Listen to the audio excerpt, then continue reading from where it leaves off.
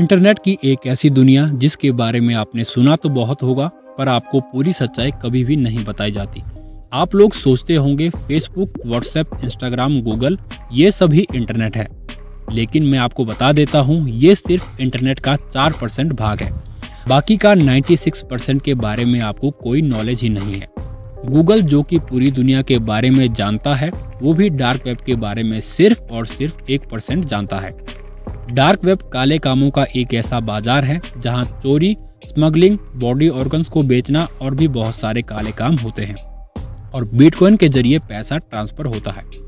तो चलिए मैं आपको इस डार्क वेब की दुनिया के बारे में पूरी जानकारी देता हूं और डार्क वेब को हम पूरे तरीके से अलग अलग पार्ट्स में वीडियो के जरिए समझाएंगे। दरअसल इंटरनेट 3 हिस्सों में डिवाइड है: सरफेस वेब, डीप वेब और डार्क वेब। सबसे पहले बात करते हैं सरफेस वेब की।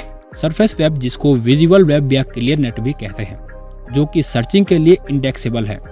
इसे कोई भी यूजर आसानी से एक्सेस कर सकता है। इसको आसान भाषा में समझे तो ये वो हिस्सा है जिसको यूज करने के लिए कोई भी स्पेशल परमिशन लेने की जरूरत नहीं पड़ती। ये एक ओपन सोर्स सॉफ्टवेयर है जिसे कोई भी यूजर आसानी से कहीं से भी एक्सेस कर सकता है। फॉर एग्जाम्पल, जो भी आप गूगल, याहू जैसे सर्च इंजन पर सर्च करते हैं और जो उसमें सर्च रिलेटेड वेबसाइट्स आती है, वो सरफेस वेब का हिस्सा होती है। अब बात करते हैं डीप वेब के बारे में और इसे डीप वेब क्यों कहते हैं। इसे हम कई नामों से जानते हैं, जैसे कि deep net, the undernet, the invisible web, the hidden web. ये इंटरनेट का वो हिस्सा है जिसे कोई भी आम यूजर आसानी से एक्सेस नहीं कर सकता है। इसको एक्सेस करने के लिए आपको special URL, website, special server और एड्रेस की जरूरत पड़ती है। फिर भी आपको इसको एक्सेस करने के लिए परमिशन की जरूरत पड़ेगी, इसलिए इसको डीप वेब कहते हैं। आपको परमिशन उस साइट या उसके डेटा को एक्सेस करने के लिए चाहिए होता है, तभी आप उसको पूरी तरीके से एक्सेस कर सकते हैं।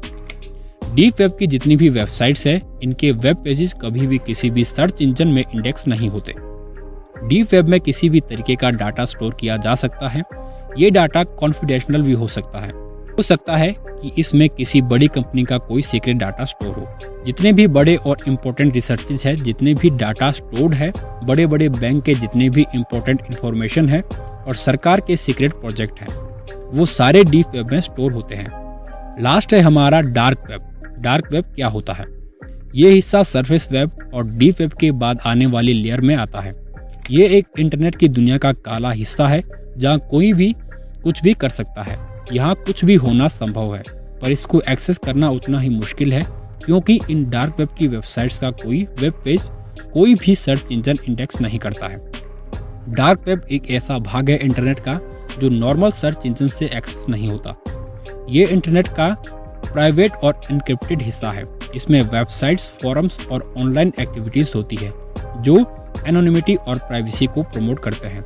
कुछ लोग डार्क वेब को इलीगल एक्टिविटीज के लिए भी इस्तेमाल करते हैं, जैसे कि इलीगल ड्रग्स, हैकिंग और साइबर क्राइम। डार्क वेब को यूज करने के लिए आपको गूगल जैसे ब्राउजर की जरूरत नहीं होती है। इसको चलाने के लिए स्पेशल टॉर ब्राउजर की जरूरत होती है, तभी आप डार्क वेब को एक्सेस कर सकते हैं।